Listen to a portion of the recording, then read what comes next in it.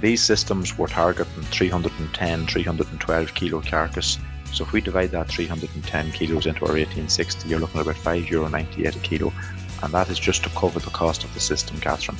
If the farmer decides he wants to make €100 per head on these animals or €200 per head on these animals, every additional €100 margin that the farmer requires in this system is going to require an additional 32 cents. Hello and welcome to the Beef Edge, the Teagasc Beef Podcast, for all your latest news, information and advice for Irish beef farmers. I'm Catherine Egan, and with rising input costs and tighter margins, it's never been more important to understand your cost of production and where your system stands. On this week's episode, I'm joined by Teagasc beef specialist David Argue, who has been working through a range of beef budgets for autumn 2025 and spring 2026 to discuss everything from under 16-month bull beef systems to forward store finishing and dairy calf to beef enterprises, looking at the assumptions behind them and how they stack up financially. David, you're very welcome. With rising costs, why is it more important now more than ever to complete budgets when purchasing cattle? Yeah, listen, farmers really need to know the cost of production in their systems, I suppose now more so than ever before. You know, there's a huge volatility there in the cost of finished animals. Input costs are set to increase, such as your meal, your fertiliser, contractor charges. At this stage, it's impossible for anyone to know where beef price is going to be later on in the year, but I suppose we can easily estimate what price we're going to require per kilo for our beef at the end of the year by covering or by completing, a simple budget there for ourselves now this time of year before we start buying these animals. And looking at those costs, what are you assuming when you're completing the budgets? Yeah, so the budgets that we would have completed there over the last couple of weeks, and indeed they're the budgets that were completed last back end, we're assuming very good levels of efficiency. So obviously a high average daily live weight gain for these animals. We would have assumed meal was costing about €340 a tonne. Silage quality was very, very good. So we're looking at that 73, 74, 75 DMD silage. Good animal health was important. Transport and levies were included at roughly €40 to €45 per animal. And then we included interest, we'll say, on half the animals that was bought and half the feed at 7%.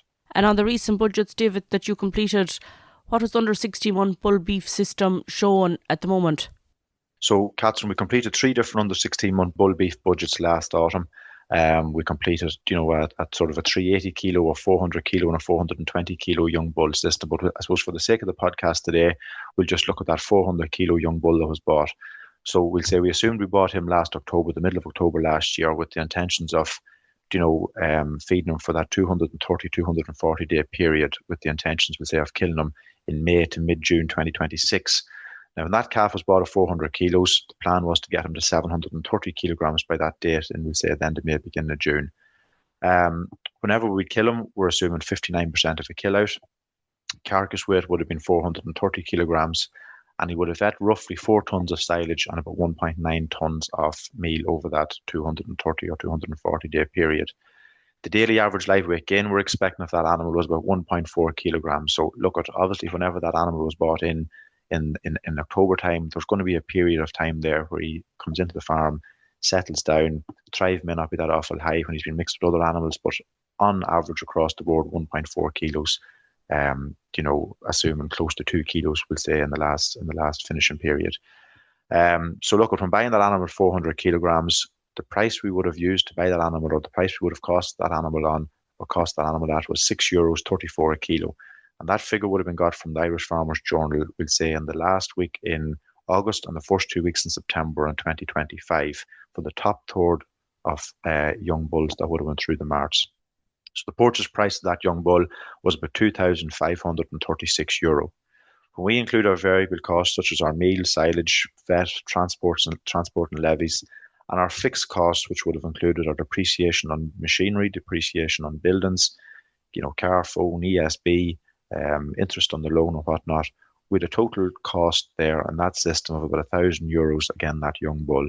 So between buying the young bull and including our total costs, we're looking at about €3,535 as a break-even selling price, or as a price we'd say that it was going to take to cover the cost of that system. The break-even selling price then in that system, Catherine, we'll say on a price per kilo, if we were to kill that animal, was about €8.22 a kilo in May or mid-June of 2026. So when I completed these budgets here a couple of weeks ago, the base price for these under 16-month bulls was about €6.70 a kilo. So if we take €6.70, assuming he meets the quality assurance spec, which is 12 cent, and then we'll say 21 cents on the grid, which we would be assuming he would grade between a U equals and a U plus, that animal was coming into about €3,023, which meant that it was a loss of €512 in that under 16-month bull from last back end until killing this summertime. And that's just doing it up to break-even cost, David?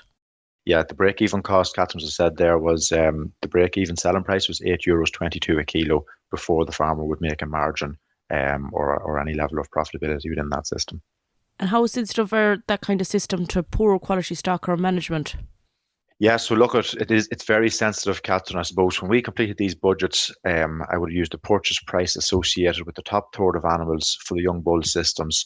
And we'll say whenever we looked at, we'll say like for steer or heifer systems, we use between the average and the top third of prices based on the Farmers Journal prices over that period of time.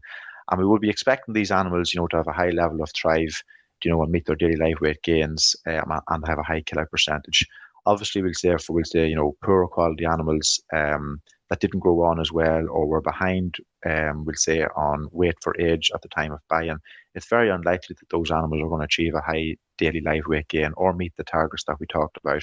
And therefore, they're going to require a much higher selling price to cover the cost of that system. And your costings are based at €340 per tonne of meal there that you mentioned at the start. How tight are margins if beef price drops even 20 or 30 cent a kilo? Yeah, so look at the likes of at today's beef prices, we'll say, cattle that were bought last autumn that are being slaughtered, we'll say, over the last number of weeks, they are unfortunately losing money, so they are. So when we done these budgets and completed the forward heifer or forward steer system, that system showed a loss of up to €320 per head. The steers in that system, Catherine, just for giving an example, we'll say the steers in that system would have been eating about about 3/4 of a tonne or 750 kilograms of meal over that finishing period, which roughly costs about €250. So every 10 cent drop in price, we'll say, would be the equivalent of €40 or more of a loss in those systems. So it would. So it's obviously very sensitive to a further price drop, but you're looking at that €40 per animal of a loss, we'll say, with every 10 cent of a drop in price. And you mentioned there at the start about meal possibly increasing in price. How much would a €20 to €40 increase in meal price affect profitability of these systems? Yeah, again, so look, as we mentioned, those steers that we talked about eating 3/4 of a tonne of meal, that would lead to an additional, €30 of a loss if meal was about €40 a tonne, 3/4 of the price of €40 is €30. So that would lead to an additional 8 to 10 cents of a price per kilo required to cover the cost of those systems.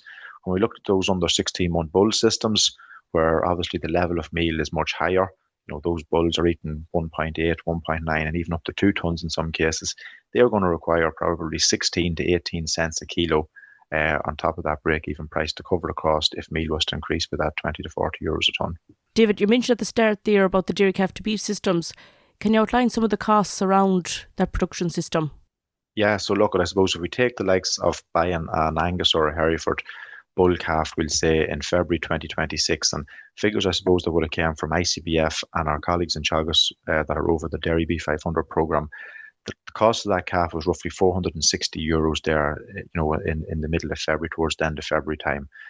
The variable costs and the fixed costs associated in any of these calf to beef systems, we'll say, where the plan is to kill these animals at 2-year-old, is about €1,400. So again, as I mentioned earlier on, your meal, silage, your vet, then your fixed costs, which include your depreciation, your loan interest, and so on. It's about €1,400 of total costs. So if we add that €1,400 plus the price of the calf, which is €460, we're looking at a break-even selling price required of €1,860 per animal.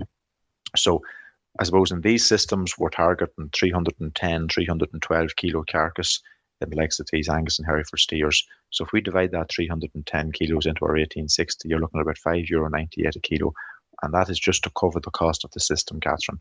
So, if the farmer decides he wants to make €100 per head on these animals or €200 per head on these animals, every additional €100 margin that the farmer requires in this system is going to require an additional 32 cents. Given that production system and the figures you're after outlining there, David, what type of animal, breed or genetics, or what impact can that have on given that good return?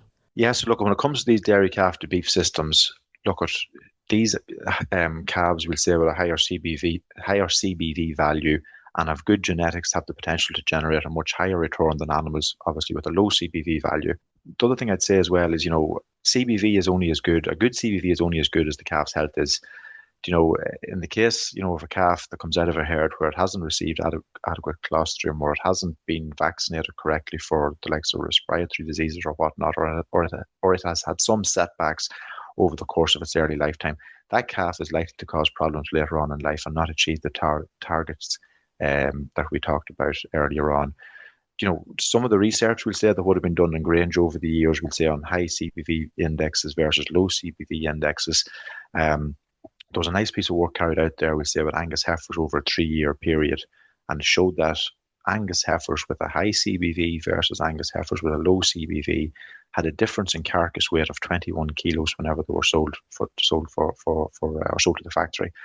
So that 21 kilos carcass, Catherine, at today's price, we'll say roughly €7 speaking, is about €150. And also they were killed 9 days earlier. So, if we take, it's costing roughly €320 or €340 a day to feed these animals, it's heading for €30 a saving again in feed costs by being able to sell those animals 9 or 10 days earlier than their comrades. And that can have a huge impact, David, at farm level, particularly for farmers when they complete their own budget. You mentioned at the start the importance of completing a budget, but really figures can differ from farm to farm. What are the key figures that farmers should know about their own production system? Yeah, so look, I suppose this year in particular, we see a lot of change in costs as opposed to last year. So we see the cost of fertiliser has obviously increased this springtime, so it has, and it is up. The cost of buying nitrogen, I suppose, is up between €200 and €250 per tonne. Our contractor charges, Catherine, needless to say, they are going to increase this year with what we see, from an energy point of view over the last couple of months. And again, look, at meal is looking like it's going to increase in price this year as well. So it's very important, we'll say, to know the cost of the production within your own farm gate. So it is. And I suppose on the opposite of that, David, what are the opportunities, or where can farmers cut costs without affecting performance in their system? So look, we need to make sure that, the likes of these animals that we're buying in for finishing get the best possible chance to achieve these target daily live weight gains that we set out for each of the systems mentioned in these budgets, Catherine. So grassland management and animal health are, in my opinion, the two biggest areas that we can focus on over the next number of months.